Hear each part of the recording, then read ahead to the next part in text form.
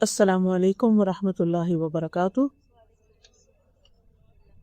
نحمده ونصلی علی رسولہ الکریم، اما بعد فاعوذ باللہ من الشیطان الرجیم، بسم اللہ الرحمن الرحیم۔ رب اشرح لی صدری ویسر لی امری واحلل عقدۃ من لسانی یفقہوا قولی۔ الحمد للہ المستحق لغایۃ التحمید، المتوحد فی کبریائہ وعظمتہ، لا الہ الا هو الولی الحمید، الغنی المبدئ المعید، المعطی الذی لا ينفد عطاؤہ ولا یبید، المانع فلا معطی لما منع ولا راد لما یرید۔ ہر قسم کی حمد، ہر قسم کی تعریف اللہ کے لیے ہے جو بے انتہا حمد کا مستحق ہے۔ وہ اپنی بڑائی اور عظمت میں اکیلا ہے، اس کے سوا کوئی معبود برحق نہیں۔ وہ کارساز ہے، تعریف کیا ہوا ہے، بے نیاز ہے، شروع میں پیدا کرنے والا ہے اور دوبارہ لوٹا کر بھی پیدا کرنے والا ہے، یعنی اسی نے آغاز کیا اور وہی دوبارہ بنائے گا۔ وہ عطا کرنے والا ہے جس کے عطیات کبھی ختم نہیں ہوتے اور نہ ہی فنا ہوتے ہیں۔ وہ روک دینے والا ہے تو جو کچھ وہ روک دے کوئی اس کو عطا نہیں کر سکتا، اور جس کا وہ ارادہ کرے اس کو کوئی ٹال نہیں سکتا۔ الحمدللہ کہ آج ہم سب یہاں پر اکٹھے ہیں۔ تھوڑی دیر کے لیے سوچیں کہ اگر کوئی شخص آپ کو راستے میں ملے، آپ اس سے پوچھیں کہ تم کہاں سے آ رہے ہو، اور وہ کہے پتہ نہیں۔ آپ پوچھیں تم کہاں جا رہے ہو، وہ کہے پتہ نہیں، تو آپ اس کے بارے میں کیا کہیں گے؟ کہ شاید یہ شخص مجنون ہے، شاید اس کی عقل کام نہیں کر رہی، شاید یہ کوئی بیمار شخص ہے۔ کیونکہ کوئی بھی عقل مند انسان ایسا جواب نہیں دیتا۔ کوئی بھی آنے والا، مثلا اگر آپ مجھ سے پوچھیں کہ آپ کہاں سے آ رہے ہیں، تو میں آپ کو بتا سکتی ہوں کہ میں کہاں سے آ رہی ہوں، کہاں جانا یہ بھی بتا سکتے ہیں۔ لیکن اس زندگی کے بارے میں ہمارا طرز عمل کچھ پہلے شخص کی طرح ہی ہے۔ بہت سے لوگ اس دنیا میں، اس زمین پر ایسے ہیں کہ اگر آپ ان سے پوچھیں کہ آپ کو کس نے پیدا کیا، آپ کہاں سے آئے اور آپ کو کہاں جانا ہے، تو ان کے پاس ان دو سوالوں کا کوئی صحیح جواب نہ ہوگا۔ کتنی حیرت کی بات ہے کہ ہم اس دنیا میں اللہ سبحانہ تعالیٰ کی بے شمار نعمتیں استعمال کر رہے ہیں، اور ہم یہ بھی نہ جانتے ہوں کہ وہ ہمارا خالق ہے، وہ ہمارا مالک ہے، وہی ہمیں رزق دے رہا ہے، اور پھر الٹیمیٹلی اسی کی طرف لوٹ کر جانا بھی ہے۔ اس لحاظ سے ہم مسلمان خوش قسمت ہیں کہ ہمیں اپنے آغاز کا بھی پتہ ہے اور اپنی انتہا کا بھی پتہ ہے۔ ہم جانتے ہیں کہ ہمیں کس نے بنایا، ہم جانتے ہیں کہ ہمیں کس کے پاس لوٹ کر جانا ہے۔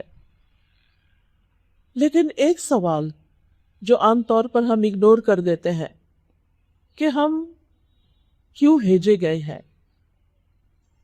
اگر ہمیں اپنے اس دنیا میں آنے کا مقصد معلوم نہیں اور ہم وہ مقصد پورا نہیں کرتے اور اس کے علاوہ کچھ اور کام کرتے رہتے ہیں، تو بھی ہم خسارے میں ہو سکتے ہیں۔ مثال کے طور پر آپ اگر کسی انسان کو کچھ پیسے دے کر اپنے بارے میں ہی سوچ دیجئے کہ مثلاً آپ کے پیرنٹس، آپ کی مدر آپ کو پیسے دیتی ہیں کہ جاؤ بازار سے میرے لیے 1 کلو آٹا لے آؤ، مثلاً فار ایگزامپل۔ آپ دیکھتے ہیں کہ بازار میں تو بہت ساری چیزیں ہیں، رنگا رنگ کی چیزیں ہیں، کھلونے ہیں، چاکلیٹس ہیں، ٹافیاں ہیں، مزے مزے کی چیزیں ہیں، اور آپ کیا کرتے ہیں کہ آپ کی امی نے آپ کو آٹا لانے کے لیے جو پیسے دیے، ان پیسوں کو آپ کھلونے خریدنے میں لگا لیتے ہیں، چاکلیٹ خریدنے میں لگا دیتے ہیں، اور مزے مزے کی چیزیں خرید کر واپس جاتے ہیں۔ جب آپ واپس جائیں گے تو آپ سے کیا پوچھا جائے گا؟ کوئی بتائے گا؟ آپ سے کیا پوچھا جائے گا؟ آپ کی والدہ آپ سے کیا پوچھے کہ آٹا لائے ہو کہ نہیں لائی، اور آپ کہیں کہ وہ میں وہاں گئی تھی تو مجھے یہ چیزیں زیادہ مزے کی لگی اس لیے میں یہ لے آئی، کیا وہ اس پر خوش ہوں گی؟ نہیں۔ کیا اس دن پھر گھر میں روٹی پکے گی؟ نہیں۔ کیا ان کا موڈ اچھا ہوگا؟ نہیں، کیونکہ انہوں نے آپ کو جس مقصد کے لیے پیسے دیے تھے وہ آپ نے پورا نہیں کیا، اور باقی اور بہت سے کام کرتے رہے۔ آپ کو اس کی بجائے اور مزے کی چیزیں زیادہ اچھی لگی۔ آج اس دنیا میں یہی حال ہے بہت سے لوگوں کا کہ اللہ سبحانہ و تعالیٰ نے ان کو جس کام کے لیے بھیجا ہے یہاں وہ تو کرتے نہیں، اور اس کے علاوہ جو اس دنیا کی رنگینیاں ہیں، جو کھلونوں کی طرح، چاکلیٹ کی طرح مزے مزے کی ہیں، وہ ان کے پیچھے لگ گئے ہیں۔ آج انسان نے اس دنیا میں آ کر اپنی زندگی کا مقصد کیا بنا لیا ہے کہ میں زیادہ سے زیادہ دنیا کی نعمتیں حاصل کر سکوں، میری بہت اچھی ایجوکیشن ہو، اچھی بات ہے، مجھے بہت اچھی جاب ملے، اچھی بات ہے، مجھے جاب ایسی ملے کہ جس سے میرا گھر بہت اچھا بن جائے، اچھی بات ہے، گاڑی بہت اچھی ہو میرے پاس، ٹھیک ہے، وہ بھی ہو گئی۔ دین واٹ نیکسٹ؟ جن لوگوں کو یہ ساری چیزیں مل جاتی ہیں پھر ان کی زندگی میں خلا کیوں ہوتا ہے؟ پھر ان کی زندگی میں اداسی کیوں ہوتی ہے؟ پھر ان کی زندگی میں بے چینی کیوں ہوتی ہے؟ پھر ان کو رات کو سوتے وقت نیند کی گولیاں بھی کھانی پڑتی ہے۔ تو اس سوال کا جواب کیا ہے؟ آج آپ دیکھیں، آپ گوگل پہ سرچ کرتے دیکھ لو کہ دنیا میں مینٹل النیسز جو ہیں، ڈپریشن، انزائٹی اور اس کے علاوہ بھی بے شمار چیزیں، وہ کس رفتار سے بڑھ رہی ہیں اور کتنی زیادہ ہو رہی۔ اور افسوس یہ کہ ان ملکوں میں اور بھی زیادہ ہیں جہاں یہ ساری نعمتیں ہیں۔ آپ کو معلوم ہوگا اسکینڈینیوین کنٹریز کے بارے، کون سی اسکینڈینیوین کنٹریز؟ آپ دیکھیے کہ ان ملکوں میں عوام کو اتنی سہولتیں دی جاتی ہے کہ ان کے بچوں کو پالنے کے لیے ان کو جو بنیادی ضروریات ہوتی ہیں وہ مل جاتی۔ ہر شخص کے پاس گھر ہوتا ہے، ہر شخص کے پاس گاڑی ہوتی ہے، ہر شخص کے پاس زندگی کی ساری ضروریات ہیں، لیکن آپ کو معلوم ہے دنیا میں سب سے زیادہ سوئسائڈ ریٹ بھی وہی ہے۔ جب سب کچھ مل جاتا ہے تو پھر انسان اپنے آپ کو ہی کیوں قتل کر دیتا ہے؟ پھر اپنے آپ کو کیوں مار ڈالتا ہے؟ وہ کیا چیز ہے جو انسان کو اندر سے کھاتی ہے؟ وہ کس چیز کی کمی ہے؟ وہ کہاں کمی ہے؟ وہ کمی ہے اپنے مقصد زندگی کو پہچاننے کی، کہ انسان نے اپنے آپ کو نہیں پہچانا۔ اس دنیا میں آ کر اسے کیا کرنا چاہیے تھا وہ نہیں جانا۔ اس نے جو چند کھلونے یہاں دیکھے اس نے انہی سے دل بہلانا شروع کر دیا، اور اس سے آگے جس نے بھیجا تھا اس کا حق نہیں پہچانا، اس کے آگے نہیں جھکا، اس کی مرضی کے مطابق زندگی بسر نہیں کی۔ اس نے صرف اپنی خواہشات کی تکمیل کو، اپنی مرضی کرنے کو ہی زندگی کا مقصد سمجھا۔ تو اب سر جانتے ہیں کہ ہم خود سے خود پیدا نہیں ہوئے اور اس دنیا میں ہمیشہ بھی رہنے کے لیے نہیں آئے، ہمیں اللہ نے پیدا کیا ہے، اور ہم ایک دن اللہ سبحانہ تعالیٰ کے سامنے جا کر کھڑے ہونے والے ہیں۔ وہ ہم سے پوچھے گا کہ تم نے دنیا میں کیا کیا، تم وہاں کیا کرتے آئے، کیا تم نے باقی کام کرنے کے علاوہ وہ بھی کیا جس کے لیے میں نے تمہیں بھیجا تھا؟ تمہاری ضروریات پورا کرنا تو میرا ذمہ تھا، میں نے تمہارے لیے ساری ضرورت کی چیزیں پیدا کر دی۔ تمہیں پانی چاہیے تھا، میں نے زمین سے بھی پانی دیا، میں نے آسمان سے بھی پانی دیا۔ تمہیں کھانا چاہیے تھا، آسمان سے بھی رزق بھیجا، زمین نے بھی تمہارے لیے بہت کچھ اگایا، تمہیں سب کچھ دیا، لیکن تمہیں میں نے صرف کھانے پینے کے لیے نہیں پیدا کیا تھا، تمہیں اپنی عبادت کے لیے بھی پیدا کیا تھا۔ وَمَا خَلَقْتُ الْجِنَّ وَالْإِنسَ إِلَّا لِيَعْبُدُونَ، میں نے جن و انس کو اپنی عبادت کے لیے پیدا کیا۔ مَا أُرِيدُ مِنْهُمْ مِنْ رِزْقٍ وَمَا أُرِيدُ مِنْهُمْ أَنْ يُطْعِمُونَ، میں ان سے کوئی رزق نہیں چاہتا، یعنی اللہ تعالیٰ کو ہمارے پیسوں سے، ہمارے مال سے غرض نہیں، اور نہ ہی میں یہ چاہتا ہوں کہ لوگ مجھے کھلائیں، کیونکہ اللہ سبحانہ تعالیٰ کھاتے نہیں، پیتے نہیں، ان کو ضرورت نہیں ان چیزوں کی. ان اللہ هو الرزاق ذو القوۃ المتین، بے شک اللہ خود ہی رزاق ہے، قوت والا ہے، بہت مضبوط ہے. لہذا اللہ رب العزت جب وہ سب کچھ دینے والا ہے، وہ ہماری شکلوں کو نہیں دیکھتا، ہماری صورت نہیں دیکھتا، ہمارے مال کو نہیں دیکھتا، بلکہ وہ ہمارے دل کو دیکھتا ہے، ہمارے اعمال کو دیکھتا ہے کہ ہمارے دل کے اندر کیسے جذبات ہیں اور ہم کیسے عمل کر رہے ہیں. سورۃ الملک میں اللہ تعالیٰ فرماتے ہیں تبارک الذی بیدہ الملک وہو علی کل شیء قدیر الذی خلق الموت والحیاۃ لیبلوکم ایکم احسن عملا. بہت بابرکت ہے وہ ذات جس کے ہاتھ میں پوری کائنات کی بادشاہت ہے. یہ وسیع آسمان، یہ ہوا، یہ زمین، یہ سب کچھ اسی کی پیدا کی گئی اور اسی کی تابع ہے. اس نے یہ سب کچھ کیوں بنایا؟ اس زمین پر انسان کے لیے یہ سب کچھ کیوں بنایا؟ خلق لکم ما فی الارض جمیعا، زمین میں جو کچھ ہے سب کا سب تمہارے لیے پیدا کیا، تو پھر تمہیں کس لیے پیدا کیا؟ الذی خلق الموت والحیاۃ لیبلوکم ایکم احسن عملا، اس نے تمہیں یہاں بھیجا تاکہ تمہیں آزما کے دیکھے کہ تم میں سے کون سب سے اچھے کام کرتا ہے، اچھے عمل کس کے ہیں. اب سوال یہ پیدا ہوتا ہے کہ اگر اللہ سبحانہ وتعالیٰ ہم سے یہ دیکھ رہا ہے کہ ہم میں سے اچھے کام کون کرتا ہے، تو پھر اچھا کام کس کو کہتے ہیں؟ کیونکہ بہت سے لوگوں نے اچھے کام کی ڈیفینیشن خود بنائی ہوئی ہے، اور ہر کلچر میں کچھ چیزیں بہت اچھی ہوتی ہیں، دوسرے کلچر میں وہی چیزیں کچھ اتنی پسندیدہ نہیں ہوتی. تو پھر اچھا کیا ہے؟ کس ملک کو سٹینڈرڈ بنایا جائے، کس قوم کو، کن لوگوں کو؟ اس کے لیے اللہ سبحانہ تعالیٰ نے خود اپنے پیغمبر بھیجے ہیں اور ان کے ذریعے ہمیں بتایا کہ اچھا کیا ہے. اچھے کام کی دو شرائط ہیں. ایک یہ کہ اس کے پیچھے نیت اچھی ہو.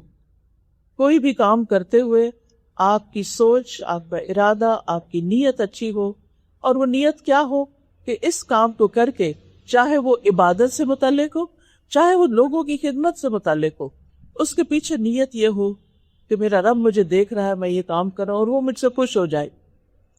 یعنی اللہ تعالیٰ نے ہمیں اتنا ہائی سٹینڈرڈ دیا ہے کہ تم لوگوں کو خوش کرنے کے لیے، لوگوں کو پلیز کرنے کے لیے، لوگوں کی نظروں میں بڑا بننے کے لیے اچھا نہیں کرو، بلکہ میرے لیے اچھا کرو. کیوں؟ اس لیے کہ لوگ تمہیں وہ ریوارڈ نہیں دے سکتے جو میں دے سکتا.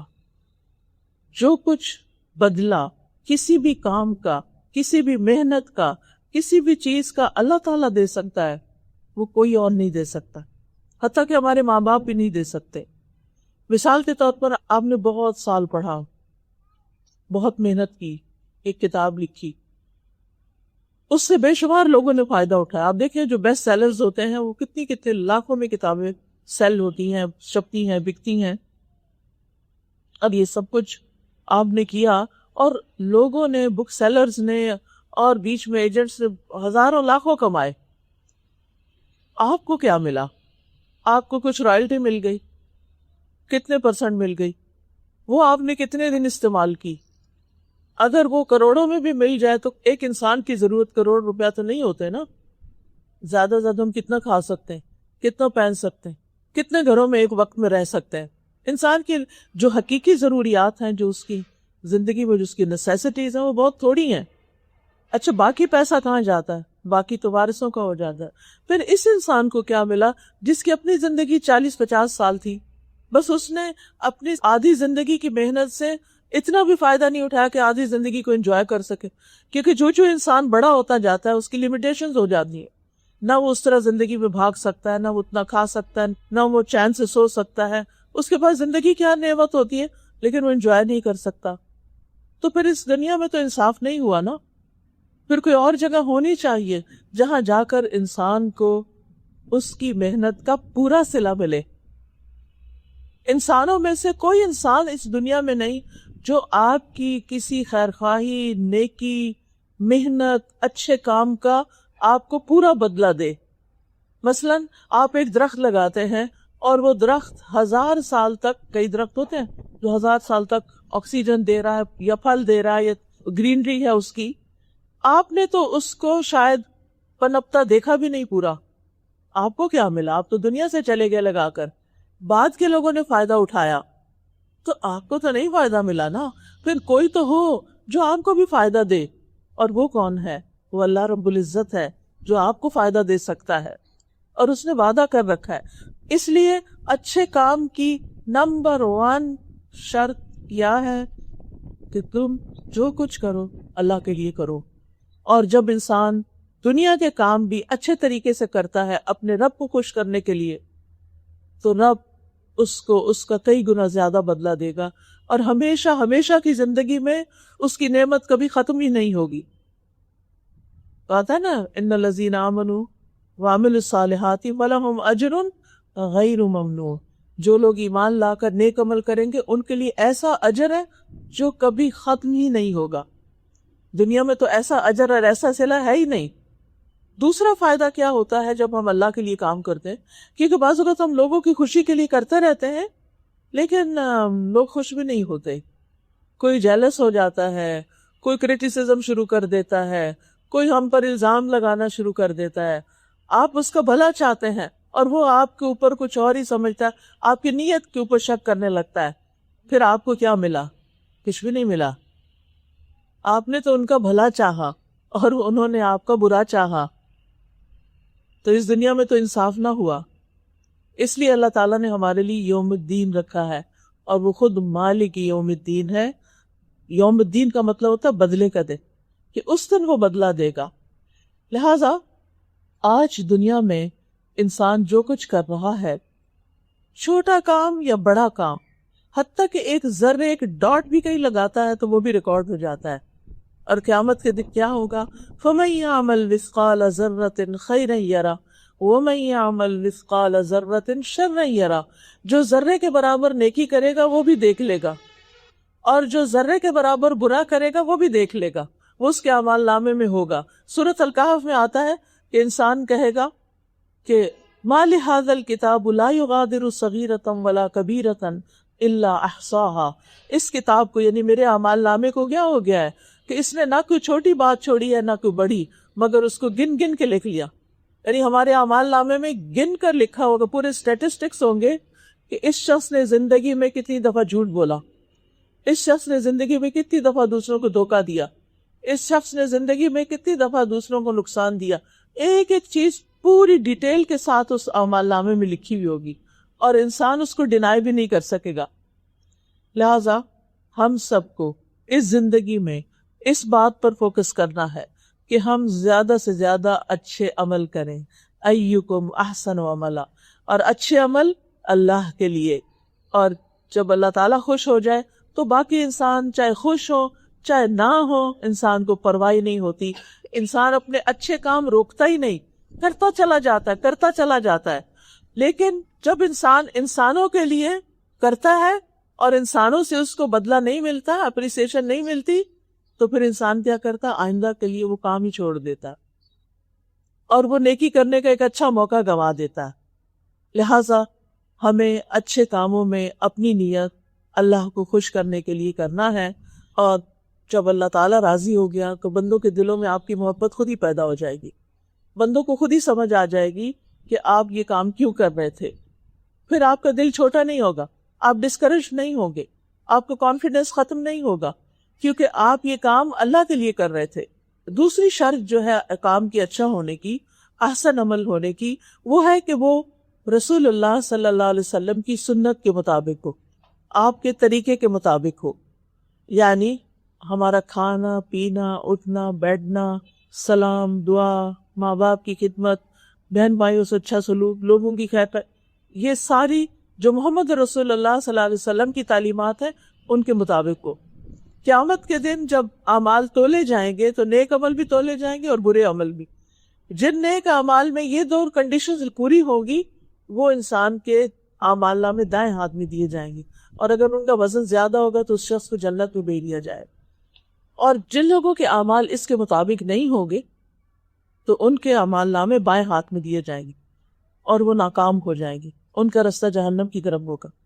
تو اس لیے بہت ضروری ہے کہ ہم پورے شعور کے ساتھ یہ زندگی بسر کریں، اچھے اچھے کام کریں، اللہ تعالیٰ کو راضی کریں. عام طور پر ہم عبادت کا مفہوم بہت ریسٹرکٹڈ لیتے ہیں، چھوٹا سا مفہوم لیتے ہیں، شاید نماز، روزہ، حج، زکوٰۃ، وہ بھی عبادت ہے، لیکن ہماری ہر بات، ہمارا ہر ایکشن عبادت بن جاتا ہے جب ہم اس کو اللہ تعالیٰ کی مرضی کے مطابق کرتے ہیں، وہ ہماری عبادت ہو جاتا ہے۔ مثلاً اس وقت اگر ہم اللہ تعالیٰ کو خوش کرنے کے لیے یہاں آئے ہیں، بیٹھے ہیں، اللہ کی باتیں کر رہے ہیں، اللہ سبحانہ و تعالیٰ کا ذکر کر رہے ہیں، تو یہ ہمارا یہ عمل بھی عبادت ہے۔ اس کے بعد جب ظہر کی اذان ہوگی، نماز پڑھیں گے، وہ بھی عبادت ہے۔ پھر اگر کھانے کا ٹائم ہو گیا اور ہم بسم اللہ پڑھ کے دائیں ہاتھ سے بیٹھ کے کھانا کھا رہے ہیں، وہ بھی عبادت ہو گیا۔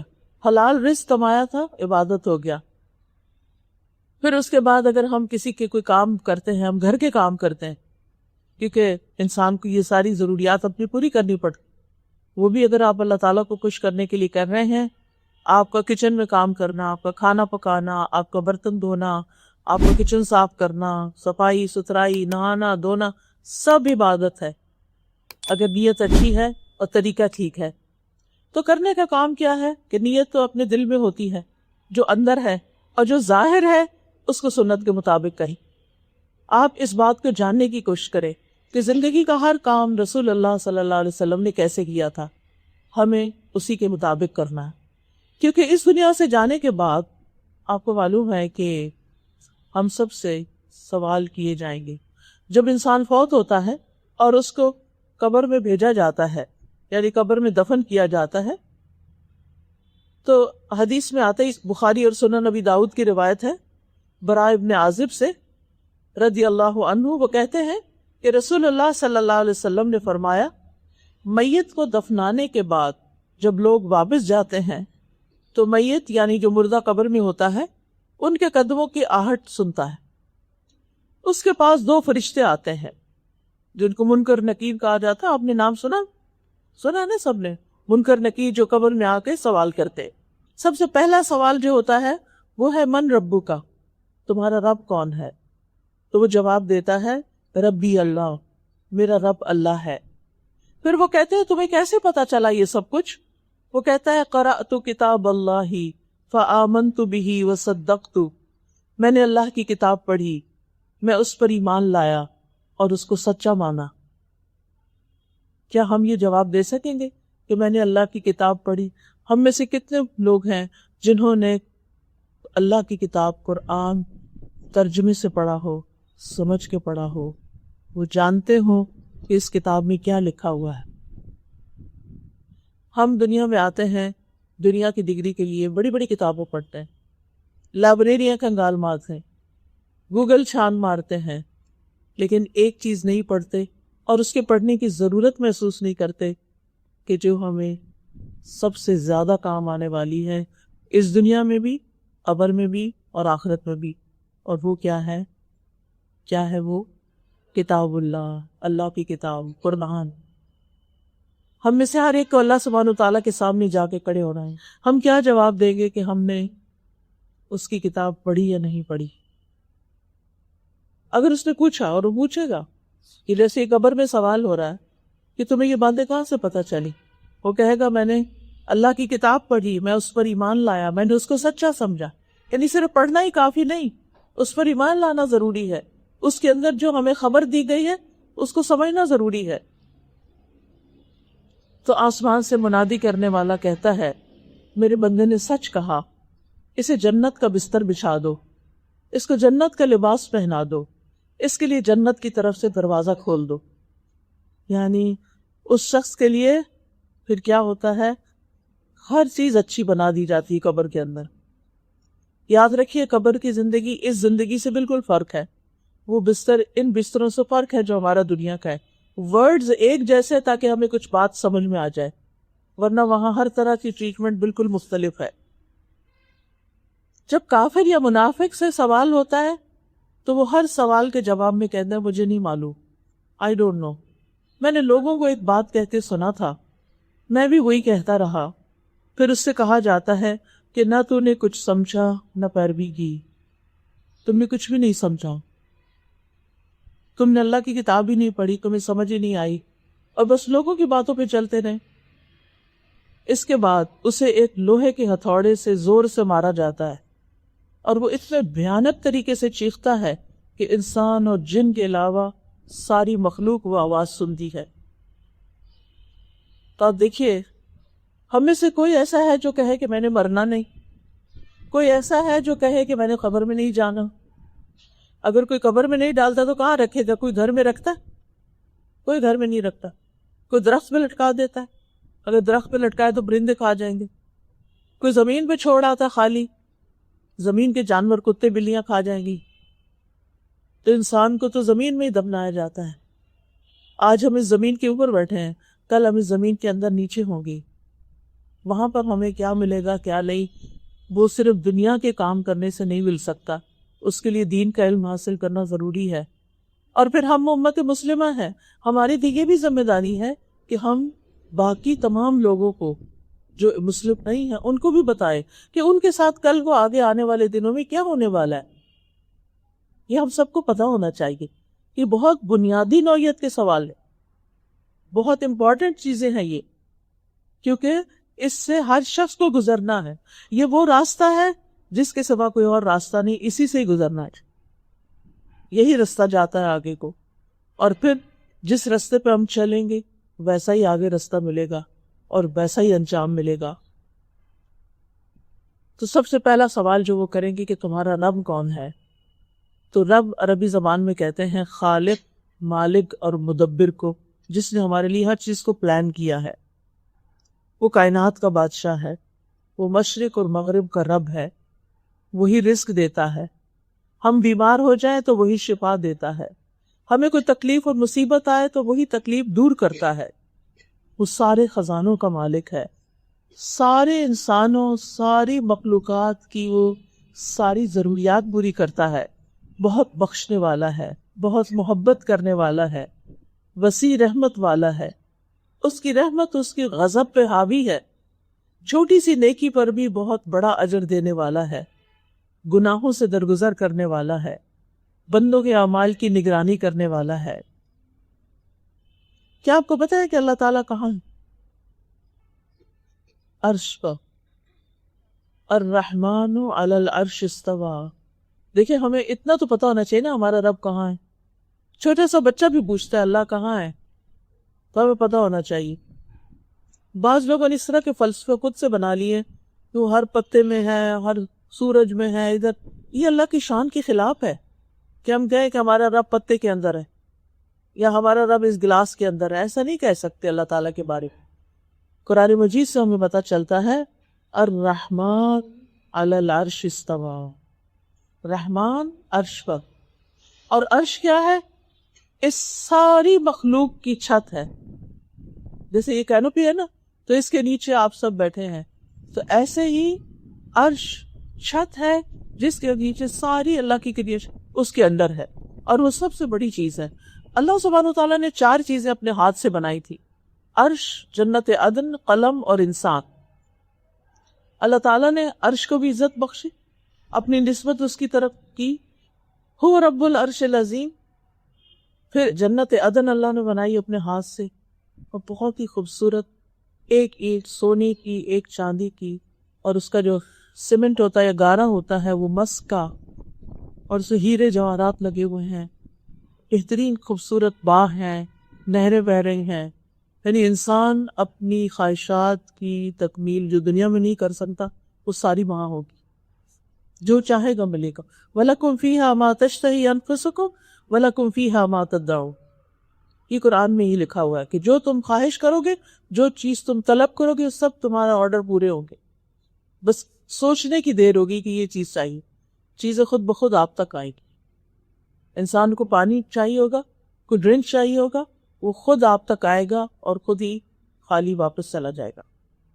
اور جتنا آپ پینا چاہیں گے پی سکتے ہیں، نہ پیٹ بھرنے کا احساس ہوگا کہ بہت پی لیا ہے، اور نہ اس کے بعد کوئی تکلیف ہوگی، اور انسان کو کسی قسم کی کوئی یورینیشن یا کوئی ایسی گندی چیز اس کے جسم سے نہیں نکلے۔ یعنی اتنا صاف ستھرا انسان وہاں رہ سکے گا، لیکن اس کے لیے دنیا میں محنت کرنے کی ضرورت ہے۔ تو اللہ تعالیٰ کا بندوں پر کیا حق ہے، اور بندوں کا اللہ پہ کیا حق ہے؟ اللہ کا ہم پر کیا حق ہے؟ کیا اس کا کوئی حق ہے کہ اس نے سب کچھ ہمارے لیے بنایا؟ ہاں 4 چیزیں جو بتا رہی تھی کہ اللہ نے اپنے ہاتھ سے بنائی. تیسری چیز قلم ہے. اس سے اشارہ کس چیز کی طرف ہے کہ پڑھنے لکھنے والوں کی عزت ہوگی. علم حقیقی عزت دیتا ہے انسان کو. اور آخری چیز آدم علیہ السلام، ان کو بھی اللہ نے اپنے ہاتھ سے بنایا تھا.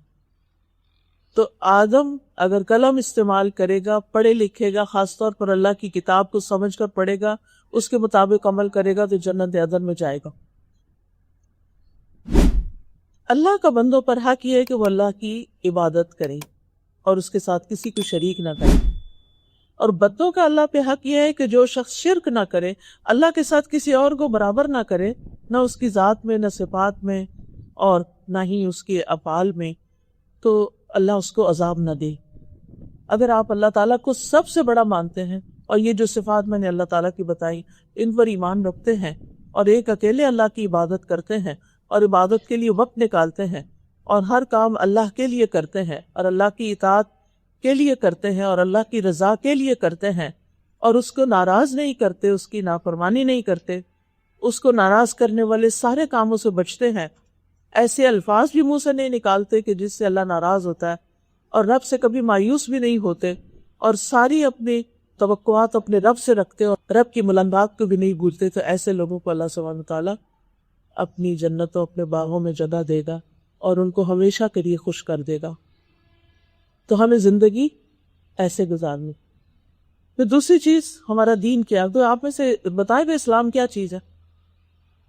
کوئی بھی، اینی باڈی، اسلام کیا ہے؟ اگر کوئی بھی آپ سے پوچھے اسلام کیا ہے تو آپ کیسے اس کو انٹروڈیوس کریں گی کہ اسلام کیا ہے؟ ہم مسلمان ہیں نا، ہمیں پتہ ہونا چاہیے. اسلام کا جو لفظ نہیں سلامتی سے نکلا، سلامتی کا راستہ ہے یہ. اسلام، the word اسلام meaning امن اور سلامتی، یعنی جو شخص مسلمان ہو جاتا ہے اس کی ہاتھ اور زبان سے دوسرے لوگ سلامت ہو جاتے ہیں. رسول اللہ صلی اللہ علیہ وسلم نے فرمایا اسلام کی تعریف یہ ہے کہ تم اپنے آپ کو اللہ کے سپرد کر دو، یعنی اللہ کے حوالے کرو اپنے آپ، اللہ کی اطاعت کرو، اللہ کی فرما برداری کرو. اسلام کی 5 بنیادی چیزیں کون سی ہیں؟ 5 pillars of اسلام کون سے ہیں؟ توحید، نماز، زکوٰۃ، حج، روزہ. اس سے کیا پتہ چلتا ہے کہ مسلمان ہونے کے لیے یہ کام کرنا ضروری ہے. اس کے بغیر انسان کا اسلام مشکوک ہے. اس میں جیسے نماز ہے تو وہ بیسک پلر بتایا گیا اسلام کا. اب اگر یہ مثلا یہ درمیان کا پلر جو ہے اگر اس کو آپ نکال دیں تو کیا ہوگا؟ یہ گر جائے گا. تو اگر آپ نماز نہیں پڑھتے تو آپ کا مسلمان ہونا مشکوک ہو جائے گا، اور قیامت کے دن سب سے پہلا حساب کس چیز کا ہوگا؟ نماز ہی کا ہوگا. اس لیے میں آپ سب بچیوں سے کہوں گی کہ آپ ماشاءاللہ بالغ ہیں کہ آپ پر نماز فرض ہے اور ایک بھی نماز آپ کو چھوڑنی نہیں چاہیے. ٹھیک ہے؟ ٹھیک ہے، حج آپ پہ فرض نہیں، زکوٰۃ آپ پہ فرض نہیں. ہو سکتا ہے کسی کے پاس اس کی امی نے بہت سی جیولری رکھی ہوئی ہو اس کی شادی کے لیے، لیکن ادروائز کیونکہ بعض اوقات ہم بچوں کے لیے جیولری رکھ دیتے ہیں نا، تو اب جو جیولری رکھی ہوئی ہوتی ہے تو اس پہ یا تو امی کو زکوٰۃ دینی چاہیے یا آپ کو خود دینی چاہیے. پھر آپ ضرور پوچھ لیجئے گا کہ وہ زکوٰۃ دیتے ہیں اگر انہوں نے ایسی کوئی چیز آپ کے لیے کی ہوئی ہے. لیکن نماز ایسی چیز ہے کہ جو بیمار بھی ہو پھر بھی پڑھنی ہوتی، سوائے پیریڈز کے. پیریڈز کے دنوں میں نماز نہیں پڑھنی ہوتی اور بعد میں بھی اس کو نہیں پڑھنا ہوتا. ہاں، روزے جو ہے پیریڈز کے دنوں میں جو چھوٹ جاتے ہیں وہ بعد میں پورے کرنے ہوتے ہیں. 5 دن چھوڑے تو بعد میں 5 دن آپ روزے رکھ لیں، کیونکہ بعض لوگوں کو یہ پتہ ہی نہیں ہوتا اور وہ زندگی بھر روزے چھوڑے جاتے ہیں، یا کسی اور بیماری سے اگر آپ نے چھوڑے. تو اسلام کی پہلی بنیاد ہے کلمہ توحید، لا الہ الا اللہ، کہ اللہ کے سوا کوئی معبود نہیں. اور پھر اس میں اللہ کے نزدیک یہ پسندیدہ دین ہے، ان الدین عند اللہ الاسلام. اور ہمیں سکھایا گیا کہ رضیت باللہ ربا و بالاسلام دینا، کہ میں اللہ کے رب ہونے پہ راضی ہوں اور اسلام کے دین ہونے پر. تو ہمارا دین جو ہے یہ ایک روشن دین ہے. اس میں ہمیں زندگی کی ہر چیز کے بارے میں رہنمائی ملتی ہے. ہمارا دین ہمیں اچھے اخلاق کی تعلیم دیتا ہے. ہمارا دین ہمیں سب کے ساتھ خیر خواہی کرنے کا حکم دیتا ہے. ہمارا دین آسان دین ہے، دین فطرت ہے. ہر بچہ مسلمان پیدا ہوتا ہے، یہ الگ بات ہے کہ بعد میں اس کے پیرنٹس اور اس کا ماحول اس کو کچھ اور بنا دے. پھر دین پر چلنے میں ہی اثر زندگی، اس زندگی کو بھی انسان اللہ کی یاد، اللہ کی عبادت اور اللہ کے ذکر کے ساتھ انجوائے کر سکتا ہے. ہمارا دین ہم سے یہ تقاضا کرتا ہے کہ ہم زندگی کے سارے کاموں کو فیئر طریقے سے کریں. مثلا اگر ہماری جاب ہے 9 to 2 تو ہم 9 to 2 ان آورز کو پورا کریں، اس میں سے کوئی وقت بھی اپنے ذاتی کاموں میں نہیں لگائیں، بلکہ اس ڈیوٹی آور کو پوری ایمانداری کے ساتھ ادا کریں. اگر بچوں کو پڑھانے کی ذمہ داری ہے تو ان کو بھی کیسے پڑھائیں کہ ان کو سمجھ آ جائے، وہ سیکھ جائیں. اور بچوں کی عمر کیا ذمہ داری کہ جو پڑھایا جائے اس کو صحیح طور پر پڑھیں اور اپنے والدین کے پیسے کو حلال کریں اور زندگی میں کچھ کر کے دکھائیں. تیسرا سوال جو پوچھا جائے گا قبر میں وہ ہے رسول اللہ صلی اللہ علیہ وسلم کے بارے میں کہ من نبیوں کا، تمہارا نبی کون تھا؟ آپ کیا جانتے ہیں محمد رسول اللہ کے بارے میں؟ کون تھے وہ؟ آخری نبی تھے. کہاں پیدا ہوئے؟ مکہ میں پیدا ہوئے تھے. ان کے والد کب فوت ہوئے تھے؟ ان کی پیدائش سے پہلے ہی فوت ہو گئے تھے. والدہ کب فوت ہوئی تھی؟ جب 6 سال کے تھے. مکہ میں رہ کے کیا کیا کرتے تھے؟ بکریاں چراتے تھے اور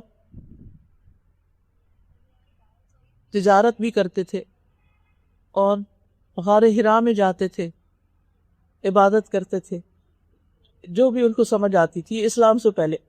پھر 13 سال آپ دوبارہ اسلام پیش کرنے کے بعد مکہ میں رہے اور اس میں آپ کو طرح طرح کی تکلیفیں دی گئیں، لیکن آپ نے کبھی جھوٹ نہیں بولا کہ آپ نے کبھی خیانت نہیں کی تھی. آپ کا اخلاق بہت بہترین تھا، آپ کے مینرز بہت اچھے تھے، کبھی کھانے میں عیب نہیں نکالا تھا، گھر میں اپنے گھر والوں کی مدد کرتے تھے کام کاج میں، جب اذان سنتے تھے تو فوراً مسجد چلے جاتے تھے، بچوں سے بہت پیار کرتے تھے، ان کو اپنے ساتھ سواری پہ بٹھا لیتے ہو، ان کے ساتھ باتیں کرتے، ان کو دعائیں دیتے،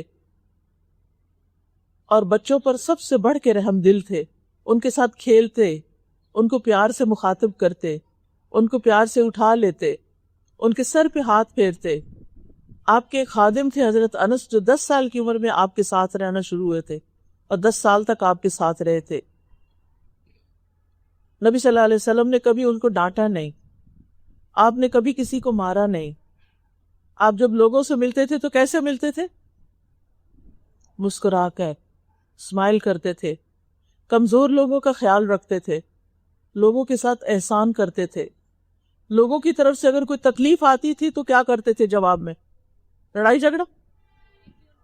دعا دیتے تھے، معاف کر دیتے تھے. یس، اپنے دشمنوں کے لیے بھی سراپا رحمت تھے. آپ کی زندگی کا مشن کیا تھا؟ آپ کی زندگی کا مشن کیا تھا؟ اسلام کی دعوت دینا. آپ نے بتایا مجھے کہ آپ خاتم النبیین تھے. اب نبی تو کوئی نہیں آئیں گے تو اب اسلام کو پھیلانا کس کی ذمہ داری ہے؟ ہماری ذمہ داری ہے. یس، آپ لوگ بے شک دنیا کی تعلیم حاصل کریں جیسے میں نے بھی کی، پھر اس کے بعد میں نے دین کو بھی پڑھا اور مجھے یوں لگا کہ جیسے صحیح طور پر لوگ عام طور پر دین پھیلا نہیں رہے، لوگوں کو اللہ سے جوڑ نہیں رہے ہیں لوگ، لیکن تھوڑے ہیں، تو مجھے اس فیلڈ میں آنا چاہیے. اور مجھے لگتا ہے کہ میں اس کو بہت زیادہ انجوائے کرتی ہوں، بہت مجھے خوشی محسوس ہوتی، دل میں بے پناہ ایک اطمینان اور سکون ہوتا ہے. میں نے PhD تک ڈگری بھی حاصل کی، میں نے یونیورسٹی میں بھی پڑھایا، میں نے دنیا بھی گھومی، لیکن مجھے سب سے زیادہ خوشی اس وقت ہوتی ہے جب میں یہ خیر بانٹتی، جب میں لوگوں کو اللہ کی باتیں بتاتی، جب میں لوگوں کو اللہ سے جوڑتی، جو میں اللہ کو یاد کرتی، جو اللہ سبحانہ تعالیٰ تو ہمارا خالق اور مالک ہے. ہمیں سب سے زیادہ اس سے محبت کرنی چاہیے کیونکہ اس کے احسانات ہم پہ سب سے زیادہ ہیں، اور ہم نے واپس بھی اس کے پاس جانا ہے، اس سے ملاقات کرنی ہے.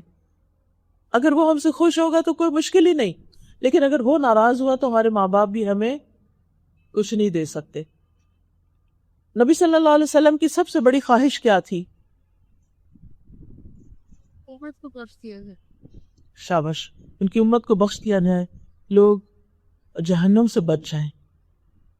یہ ان کی سب سے بڑی خواہش تھی کہ کوئی بھی آگ میں نہ جائیں. آج ہماری بھی سب سے بڑی خواہش یہی ہونی چاہیے کہ لوگ آگ میں نہ جائیں، لوگوں کو اپنے رب کا پتہ چل جائے، لوگوں کو اپنے دین کا پتہ چل جائے. آپ اپنی امت کے لیے روتے بھی تھے، دعائیں کرتے تھے، اور آپ کو چوائس دی گئی کہ آپ کوئی دعا کرے قبول ہوگی تو آپ نے اپنی امت کے لیے سیو کر لی کہ میں قیامت کے دن مانگوں گا تاکہ میری امت کی نجات ہو. آپ امت کی شفاعت کے لیے رات بھر فکر مند رہے. تو ہمارا ان سے تعلق کیسا ہونا چاہیے؟ پھر ہمیں کیا کرنا چاہیے؟ انہوں نے ہمارے لیے اتنا کچھ کیا، ہمیں آپ سے محبت کرنی چاہیے. کس سے زیادہ؟ اپنے والدین سے بھی زیادہ، اپنے بہن بھائیوں سے بھی زیادہ، سب انسانوں سے زیادہ ہمیں محمد صلی اللہ علیہ وسلم سے محبت کرنی چاہیے. پھر آپ کی باتیں ماننی چاہیے، آپ کی سنت پر چلنا چاہیے، آپ کی اتباع کرنی چاہیے، آپ کی عزت کرنی چاہیے، آپ کی سیرت میں چلنا چاہیے. ہر معاملے میں آپ کی بات ماننی چاہیے، جیسے نماز ہے، باقی چیزیں ہیں. کیونکہ آپ نے فرمایا جس نے میری سنت سے منہ موڑا اس کو مجھ سے کوئی تعلق نہیں، یعنی قیامت کے دن پھر آپ اس کی شفاعت نہیں کریں گے. چھوٹی چھوٹی چیزوں میں بھی آپ کے طریقے معلوم کرنے چاہیے، اور کثرت سے درود پڑھنا چاہیے. جیسے آج جمعے کا دن ہے تو جمعے کے دن کی سب سے بہترین عبادت یہ ہے کہ نبی صلی اللہ علیہ وسلم پر زیادہ سے زیادہ درود بھیجا جائے، اور آپ سے ملاقات کا شوق بھی ہونا چاہیے. لیکن آپ کی محبت میں غلو نہیں ہونا چاہیے. غلو کا کیا مطلب ہے؟ کہ ان کو اللہ کے برابر نہیں قرار دینا چاہیے. ٹھیک ہے، اللہ سبحانہ وتعالیٰ خالق ہے، نبی صلی اللہ علیہ وسلم کو اللہ تعالیٰ نے پیدا کیا تھا، اللہ تعالیٰ نے بھیجا تھا، تو ہر ایک کو اس کے مقام پہ رکھنا چاہیے. یہی صحیح دین ہے. ٹھیک ہے، تو اگر آپ قرآن کو سیکھنے کا شوق رکھتے ہوں تو ایک اپلیکیشن ہے لرن قرآن. اس میں قرآن مجید کا لفظی ترجمہ اردو میں بھی، انگلش میں بھی ہے، ہندی میں بھی ہے، اور پھر اس کی ٹرانسلیشن بھی ہے، اس کی تجوید بھی ہے، اور ایک ایک آیت کی چنکیں کی گئی ہے اس میں. تو اگر آپ ایک ایک آیت روز پڑھنا شروع کریں تو آپ ایک سال میں کتنی ساری آیتیں پڑھ لیں گے، اور جب آپ کو ٹائم زیادہ ملے تو آپ زیادہ بھی پڑھ سکتے ہیں. اسی طرح ایک اور ایپ ہے قرآن فار آل کو، انشاءاللہ اگر آپ کے پاس اینڈرائڈ ہے یا سیل فون ہے، کہ آج کل تو بچوں کے پاس بھی گیجٹس ہیں، اور اگر نہیں اور لیپ ٹاپ ہے گھر میں تو اس پر بھی اگر آپ سرچ کریں میرے نام سے farhathashmi.com تو پورے قرآن کی تفسیر اور ترجمہ آپ کو مل جائے گا. تو انشاءاللہ آپ اپنی زندگی میں کم از کم ایک بار ضرور سنیں، ضرور پڑھیں، تاکہ اللہ تعالیٰ کی پہچان ہو، اللہ کی محبت ہو، اور جب ہم آخرت کی ہمیشہ کی زندگی کے لیے اس دنیا سے نکل کے جائیں اس ٹیسٹ کو پاس کر کے، تو وہ خوشیوں کی زندگی ہو، وہاں کوئی غم اور فکر نہ ہو، وہاں کوئی ریگریٹس نہ ہو کہ ہم نے اپنی زندگی ضائع کر دی. تو آپ سب کے لیے ڈھیروں دعائیں. آپ کو دیکھ کر بہت ہی خوشی ہوئی. اللہ تعالیٰ آپ کو، آپ کی انتظامیہ کو بہترین جزائے خیر دے. بارک اللہ فیکم. سبحانک اللہم و بحمدک، اشہد ان لا الہ الا انت، استغفرک و اتوب الیک. السلام علیکم و رحمۃ اللہ وبرکاتہ.